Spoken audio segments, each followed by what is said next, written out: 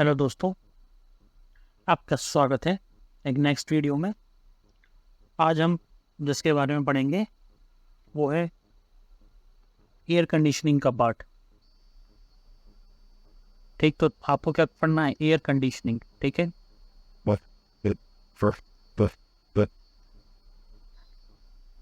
Air conditioning किस में है? ये 6 सेमेस्टर के थर्ड ईयर के फिफ्थ सेमेस्टर में एयर कंडीशनिंग के बारे में आपको पढ़ना है। ठीक है, देखा होगा आपने मार्केट में इसकी कोई भी बुक अवेलेबल नहीं है, कुछ भी अवेलेबल नहीं है, तो उसी को ध्यान रखते हुए देखते हुए मैंने क्या है पूरा इसका एक नोट्स टाइप से बनाए हैं, जिससे कि आपको पढ़ाया जा सके कि एयर कंडीशनिंग क्या है। ठीक है, काफ़ी इम्पॉर्टेंट चीज़ है ये, और ये जितने भी आपने पुराने सब्जेक्ट्स पढ़े हैं उनसे रिलेटेड भी है।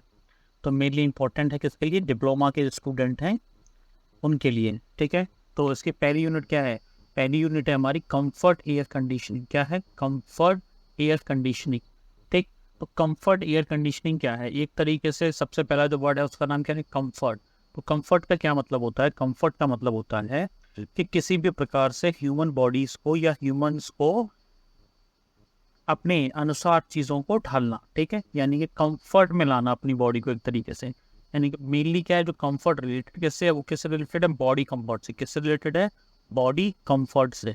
ठीक है, क्योंकि सारी चीज़ें क्या है, एयर कंडीशनिंग का मेन काम क्या है? ह्यूमन जहाँ पर हैं या फिर जो उन्होंने अपना एरिया डिफाइन किया है, जैसे होम्स के लिए देखा जाए, ठीक है, अपने ऑफिस के लिए देखा जाए, उनके ऑफिस वगैरह हैं उनके लिए देखा जाए, तो सब जगह के लिए क्या एक तरीके से अपने उन्होंने क्या डिफाइन किया है कि वहाँ पर किस प्रकार से कंफर्ट ले सकते हैं।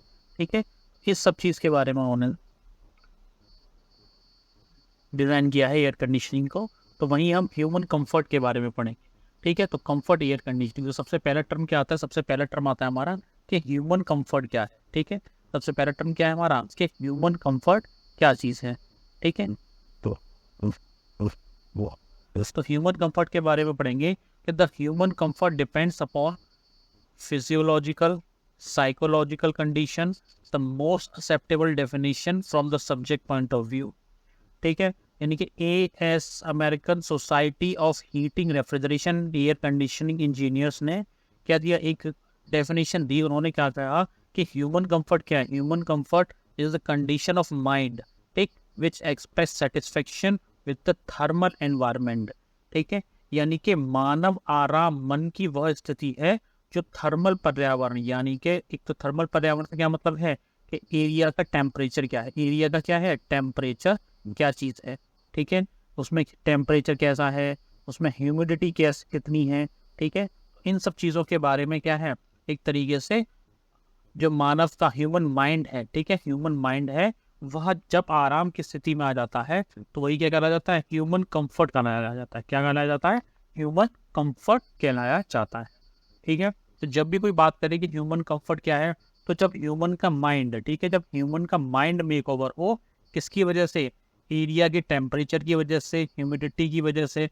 ठीक है, क्योंकि क्या है जब आपके बॉडी को थोड़ा रिलैक्स मिलेगा, यानी कि टेम्परेचर बहुत ज़्यादा नहीं होगा, एक तरीके से रूम टेम्परेचर के समथिंग हुआ, यानी कि 20 से लेके कितना हो, 25 डिग्री सेल्सियस से समथिंग हो, तो क्या है बॉडी को बहुत अच्छा रिलैक्स होता है, बहुत अच्छा फील होता है। ठीक है,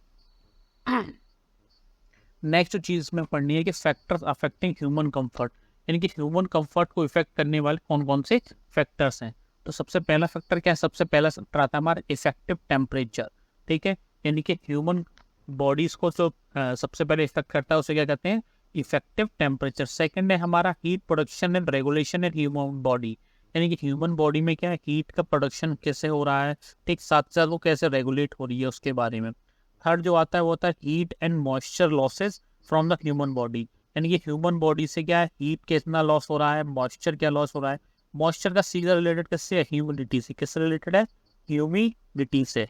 ठीक है, नेक्स्ट क्या है हमारा? मॉइस्चर कंटेंट ऑफ एयर, यानी कि जो भी एरिया में, यानी कि जो भी हमारा जैसे ये कोई रूम है, ठीक है, इसमें जो भी एरिया में क्या है एयर फ्लो हो रही होगी, वो एयर में क्या है कितना मॉइस्चर कंटेंट है, क्योंकि अगर मॉइस्चर कंटेंट एक लिमिट से ऊपर होगा तो क्या है बॉडी अनरिलैक्स हो जाएगी, और एक लिमिट से बहुत ही कम होगा तो भी अनरिलैक्स हो जाएगी।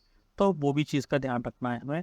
नेक्स्ट है हमारा quality and quantity of air, ठीक है, यानी कि क्वालिटी और क्वांटिटी, ठीक। जैसे ये हमारा कोई रूम है, इसमें क्वालिटी ऑफ एयर यानी कि एयर फ्लो हो रही है एंड एयर एग्जिट हो रही है, ठीक है। ऐसा ना हो कि एयर फ्लो का रेट क्या हो, ज़्यादा हो, यानी कि यहाँ से बहुत ज़्यादा एयर फ्लो हो रही हो, क्या हो, बहुत ज़्यादा एयर फ्लो हो रही हो, उस हिसाब से एयर बाहर ना निकल पा रही हो रूम से, तो ऑटोमेटिक किसको जनरेट करेगा, यहाँ पर ये सफोकेशन जनरेट करेगा, ठीक है।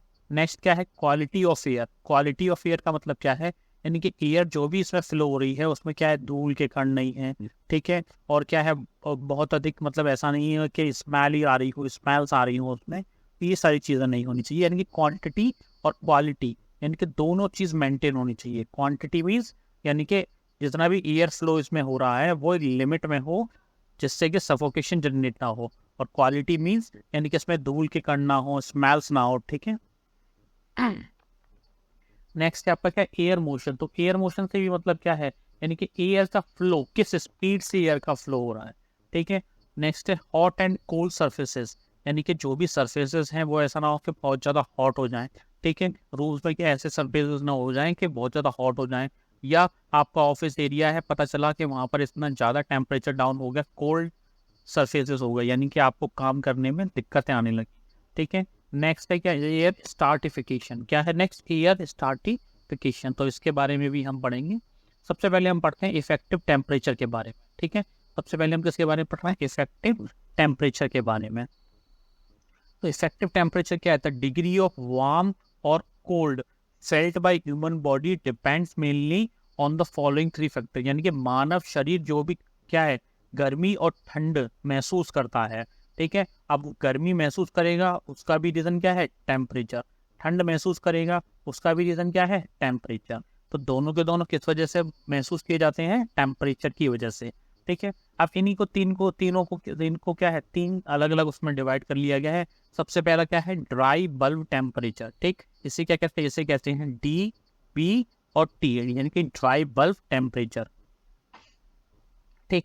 तो the temperature of the air as measured by thermometer that is expose to the air but shielded from moisture and radiation, यानी कि इसको हिंदी में क्या कहा जाता है, शुष्क बल तापमान। शुष्क बल तापमान, तो ये क्या होता है कि हवा का वह तापमान जिसे एक थर्मामीटर द्वारा मापा जाता है, और कैसे मापा जाता है, हवा के संपर्क में रहता है लेकिन नमी और विकिरण से सुरक्षित। यानी कि अब जैसे ये कोई हमारा थर्मामीटर है, ठीक है, थर्मामीटर की जो टिप है ये क्या है, इस पे एक तो कोई भी नमी नहीं होनी चाहिए, ठीक, और ना ही साथ में इसमें क्या किसी भी प्रकार के रेडिएशंस होनी चाहिए। तब जो टेम्परेचर की यूनिट आएगी उसे क्या कहा जाता है, डीबीटी, यानी कि ड्राई बल्ब टेम्परेचर कहा जाता है, ठीक है। नेक्स्ट है हमारा क्या, रिलेटिव ह्यूमिडिटी। क्या है नेक्स्ट, रिलेटिव ह्यूमिडिटी, ठीक है। हिंदी में क्या कहते हैं इसे, सापेक्षिक आर्द्रता। क्या कहते हैं, सापेक्षिक आर्द्रता। रिलेटिव ह्यूमिडिटी को क्या कहा जाता है, it is measure of how much water vapours is in a water air mixture compare to the maximum amount possible. सापेक्षिक आर्द्रता का मतलब क्या है कि जलवायु मिश्रण में अधिकतम कितनी संभव मात्रा हो सकती है, किसकी, जलवाष्प की, किसकी हो सकती है, जलवाष्प की मात्रा अधिकतम कितनी संभव हो सकती है, उसे क्या कहा जाता है, उसे कहा जाता है रिलेटिव ह्यूमिडिटी। क्या कहा जाता है उसे, उसे कहा जाता है रिलेटिव ह्यूमिडिटी, ठीक है। नेक्स्ट है हमारा क्या, एयर वेलोसिटी। एयर वेलोसिटी का क्या मतलब है कि the speed speed at which air moves, ठीक, is usually measured in meters per second और feet per second. Air velocity का मतलब एयर वेलोसिटी किस तेजी से प्रवाहित हो रही है, यानी कि हवा किस तेज से गति हो रही है, ठीक है। ऐसा होगा कि जब हवा बहुत तेजी से गति करेगी तो क्या होगा, हवा का संपर्क बहुत थोड़ी देर के लिए होगा, यानी कि संपर्क होगा देन हवा फ्लो हो जाएगी, संपर्क होगा देन हवा फ्लो हो जाएगी, ठीक है। तो उस टाइम में क्या है, एयर वेलोसिटी भी क्या होनी चाहिए, मेंटेन रहनी चाहिए। क्या रहनी चाहिए, मेंटेन रहनी चाहिए, जो कि टेम्परेचर पर प्रभाव डालती है, ठीक है, इफेक्ट करती है, ठीक। नेक्स्ट पॉइंट क्या है, नेक्स्ट पॉइंट हमारा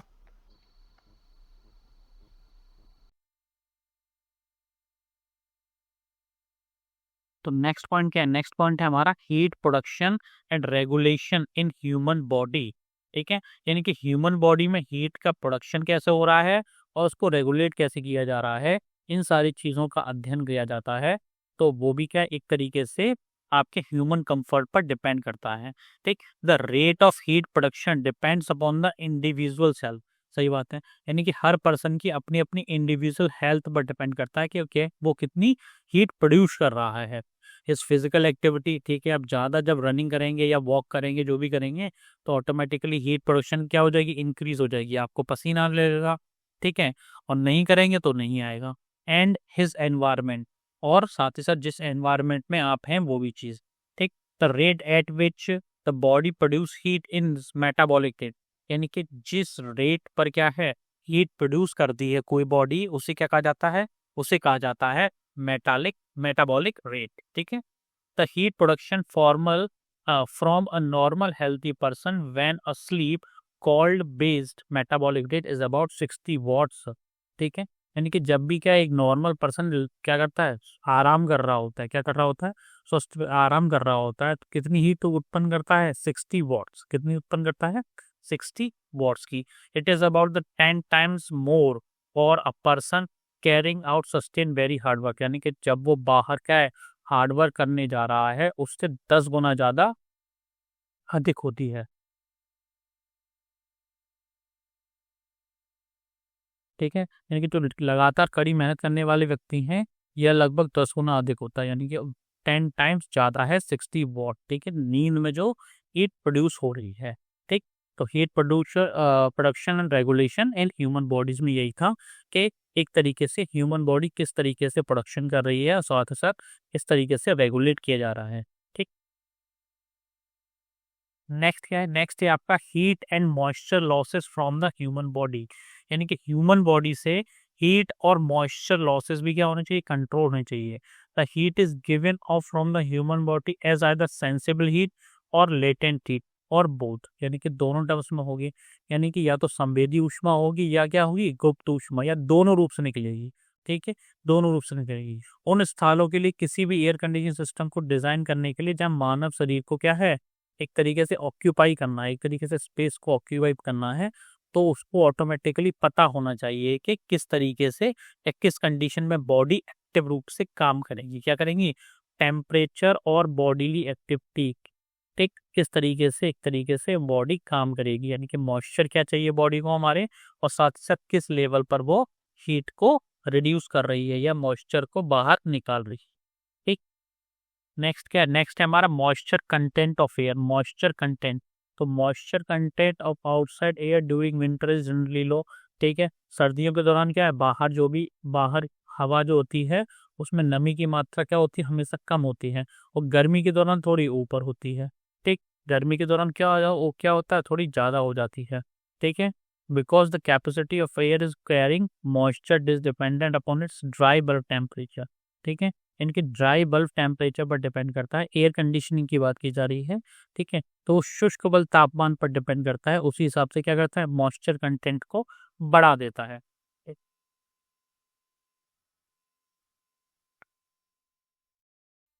ठीक है, तो मेनली मॉइस्चर कंटेंट क्या है, मॉइस्चर कंटेंट क्या है, मॉइस्चर कंटेंट की डिपेंड करते हैं किस चीज़ पर, ये डिपेंड करते हैं कि किस तरीके से किसी भी एसी को डिज़ाइन किया जाए कि वो सर्दियों के टाइम तो क्या कर दे, मॉइस्चर कंटेंट को कम कर दे, और जब गर्मी का समय आए तो उसमें क्या करे, मॉइस्चर कंटेंट को बढ़ा दे। तो इससे ऑटोमेटिकली बॉडी क्या है एक कंफर्ट में आ जाएगी, किस में आ जाएगी, कंफर्ट में आ जाएगी। ठीक है, नेक्स्ट क्या है, quality and quantity of air.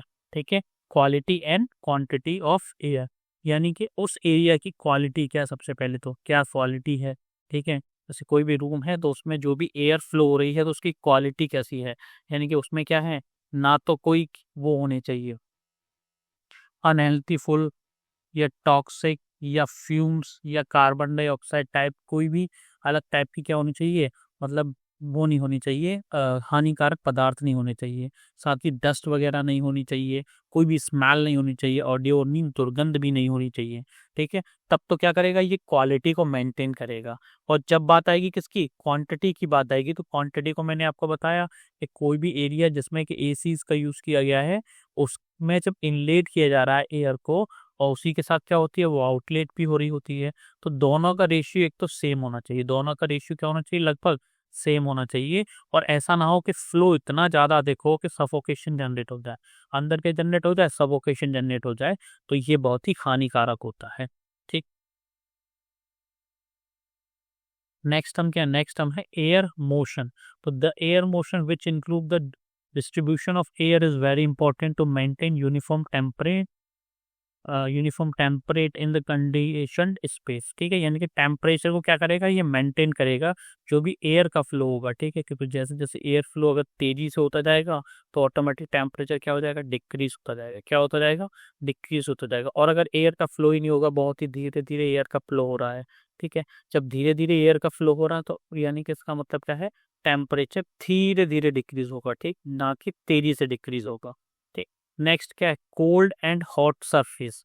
Cold and hot surface यानी कि ऐसा ना हो कि एयर कंडीशनिंग जिस एरिया में लगा हुआ है वो सरफेस क्या है, कंफर्ट उत्पन्न कर दे। किसकी वजह से, कि बहुत एक्सेसिव कोल्ड हो गया, ठीक, बहुत ज़्यादा ठंडा हो गया, या फिर बहुत ज़्यादा गर्म हो गया, यानी कि टेम्परेचर बहुत ज़्यादा डाउन हो जाए तो टेम्परेचर बहुत ज़्यादा अप हो जाए, तो उससे क्या ऑटोमेटिकली डिस्कम्फर्ट जनरेट हो जाएगा। क्या जनरेट होगा, ऑटोमेटिकली डिस्कम्फर्ट जनरेट हो जाएगा। ठीक है, तो ये सब भी चीज़ें क्या है, ये सब चीज़ें दिक्कत पैदा करती हैं। क्या करती हैं, दिक्कत पैदा करती हैं। इसकी वजह से ऑटोमेटिकली प्रॉब्लम क्रिएट हो जाती है ह्यूमन बॉडीज को, या ह्यूमन कंफर्ट में दिक्कत आती है। ठीक, नेक्स्ट क्या है, नेक्स्ट है हमारा एयर स्टार्टिफिकेशन।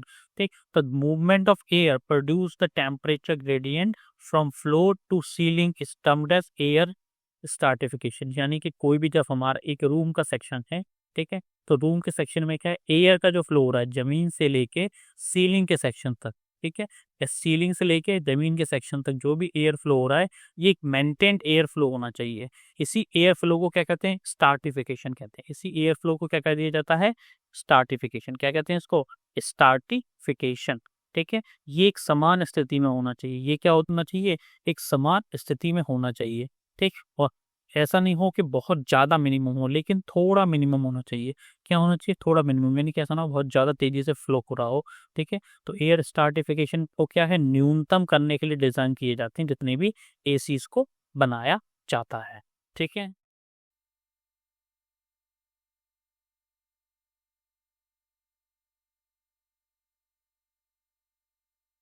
तो बाकी की यूनिट में जो है उसको हम नेक्स्ट वीडियो में पढ़ेंगे। ठीक है, तो पहली वीडियो में हमने किसके बारे में पढ़ा, पहली वीडियो में हमने पढ़ा ह्यूमन कंफर्ट के बारे में। ठीक है, सबसे पहले हमने किसके बारे में पढ़ा, ह्यूमन कंफर्ट के बारे में, और इसके क्या क्या क्या फैक्टर्स थे। ठीक है, जो फैक्टर्स थे साथ में जो किसको क्या कर रहे थे, इफेक्ट कर रहे थे, इसको इफेक्ट कर रहे थे, उन सब के बारे में। 5 नंबर में क्या, ये आपका क्वेश्चन हमेशा आता है। ठीक है, तो बाकी की बारे में नेक्स्ट वीडियो में पढ़ेंगे।